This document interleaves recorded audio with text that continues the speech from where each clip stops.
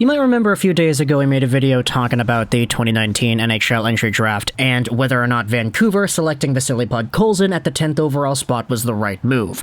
Now, it's been a few days since then, and 2019 is my favorite draft. I think everybody can kind of go out there and attest to that, so I wanted to go over some other similar ideas with the same group of guys. And as well, I had some extra gameplay lying around of me playing my buddy Perry on NHL 22 versus I was the LA Kings, so I was like, hey, let's make a Kings video, because we have the gameplay, we could just go out there, put in the background, and we could have ourselves some discourse about the LA version of the 2019 draft, starting out with the guy they took at the top of the first round.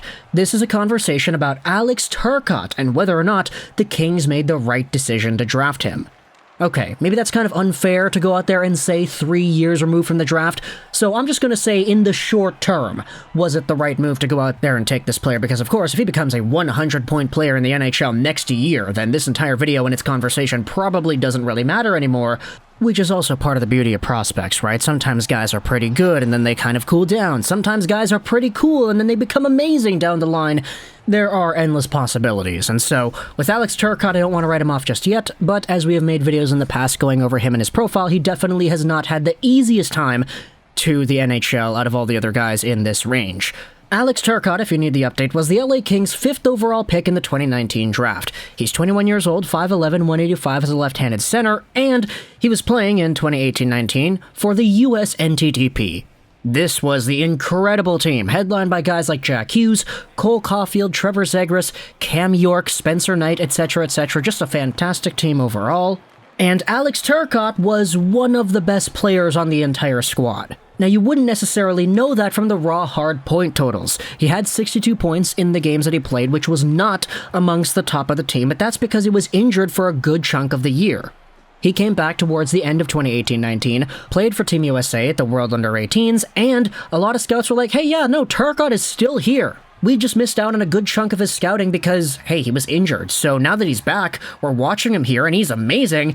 This guy needs to be a top pick. Which is why he went 5th to the LA Kings. Long story short, he'd spent some years in the Wisconsin Badgers and the Ontario Reign system, becoming pretty good with Ontario, but suffering a few bad hits in the process, where he had to take some extended recovery time. Nowadays, as we talked about in the previous videos on the channel about this player, Alex Turcotte really has a wide range as to what could be the case next season. If he starts in the NHL, okay, that's good to see that his progression would put him in that point, but I don't really think he would be too amazing right away. If he went back to the AHL, that definitely wouldn't be a terrible idea, in my opinion, to just really get him up to speed and allow him to be a number 1 player with the Reign. It becomes a lot more difficult to articulate a path with certainty when the guy goes through as much injury trouble as he has gone through. And so, with this video, I wanted to go over a few picks taken immediately after Turcotte that probably would have served the LA Kings a bit better in the short term right away. Again, if Turcotte becomes a 100-point player next year, then okay, I'll eat my words. But so far, in the short term, what we have seen in the 3 years beyond the 2019 draft, it's apparent that these guys probably would have been a better pickup for the Kings and what they're trying to build. Starting out with the guy taken immediately after Turcotte in the 6th overall spot by the Red Wings, Moritz Seider.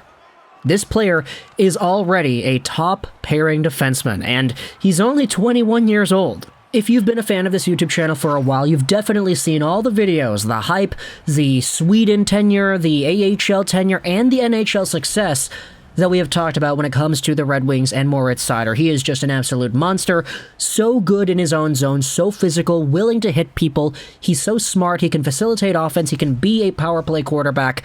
He just kind of does it all, and he happens to be big and right-handed as well, adding even more layers of value to his player profile.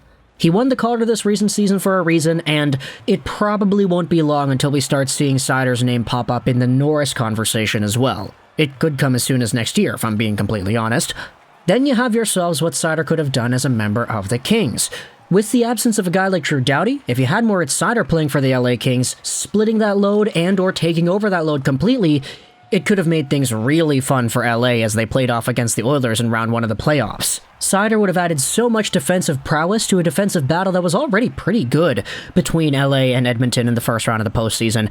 And so just kind of thinking of the hypothetical possibility there, especially long-term with a guy like Brandt Clarke also in the LA Kings system, it makes things look very dangerous heading into the long-term future with the prosperity of both of those players at their disposal. Alas, though, Seider was not the LA Kings pick at 5, and the Red Wings are super happy that they selected this guy with their own 6th overall pick immediately after Turcotte. But the other name I wanted to focus on in this video was Turcotte's teammate, taken much later at the 9th overall spot in this 2019 draft, Trevor Zegras. Because when the Anaheim Ducks selected Zegras, a lot of people thought they were getting a steal. He was seen by many people as the most creative and offensively flashy player on the NTDP. We know there was Jack Hughes on that squad and he had a whole bunch of points, but when it came to creativity, just willingness to do crazy things out there on the ice and having the ability to actually pull it off, Trevor Zegras was the prime cut of that type of mold. He went 9th because, I don't know, I guess the Sabres really wanted Cousins and you had the two teams above that wanted defensemen as well in Broberg and Seider, but at the end of the day, the Anaheim Ducks got themselves a guy who is right away one of the best players in the NHL when it comes to pure skill alone. He had 61 points in 75 games played this most recent season, playing on a bad Ducks team. And the sky really is the limit as to where the Anaheim Ducks can go with Zegras long term. Had the Kings decided to go with Zegras instead at number 5, I think things in the very short term would actually be very good for them. You're able to add one of the most skilled forwards in the entire game, and that two-way presence that you wanted out of Turcotte, and it was the reason you even drafted him in the first place, you would kind of be getting that with Philippe Danault, because Danault was another addition to the LA Kings this most recent offseason, last year I mean, by the way, and he was absolutely phenomenal. Definitely going out there and doing more than what we thought he would be able to do. We've already made several videos about Philippe Danault and the impact that he has had, and so if you take a look at that two-way stability added with Danault, and potentially what you could have had with Zegras as well, I mean, maybe it's the LA Kings that go out there and score 2 Michigan goals on a season, and maybe Zegras is able to make his really nice flip pass from behind the net to a guy like Victor Arvidsson instead, who really knows? Heading into the long-term future, Trevor Zegras I do think has like 90-point potential in the NHL just because of how offensively gifted he is, how smart he is, how incredible his IQ works, and the creativity and the puck skills and everything. He is just incredibly talented, and everybody has kind of seen that over the span of the past calendar year. And if this guy was taken by the Kings instead, then it would have been a much better pick in the short term than what Alex Turcotte has shown off so far. Now, one more time, just to end off this video, Alex Turcotte I definitely do think has, like, let's say Selke candidate potential. He could be one of those guys that is a consistent 70-80 point guy while being a super hardworking and defensively responsible center as well. It's why he was drafted so gosh darn high. For Turcotte heading into the next parts of his career, we just gotta wait until he really fully recovers from all the injuries and the head trauma that he had to deal with, because obviously some of the hits that took him out were very devastating and they were just absolutely terrible. You don't want to ever see a prospect in development go through some of the things that Alex Turcotte has gone through. We've made a few more videos on the channel talking about Turcotte and the specific hits in question, so if you want to go ahead and watch any of those videos, then hey, that's your prerogative right there. Also, I do feel that with the LA Kings and their center depth for their prospects in general, it becomes a lot easier to depart with the idea that a guy like Turcotte would have been the best move in the short term too, because obviously Gabe Vilardi, Quinton Byfield, you have Tyler Madden in there. I get that Turcotte was taken before Byfield, like a year before, but still, there's somewhat of a plan here that the LA Kings kind of had to follow, and ultimately it gives them a player that I don't really know if he's all too needed in comparison to when he was drafted in 2019 in Turcotte. Meanwhile, you have right-handed defensemen like Moritz Seider that went there too.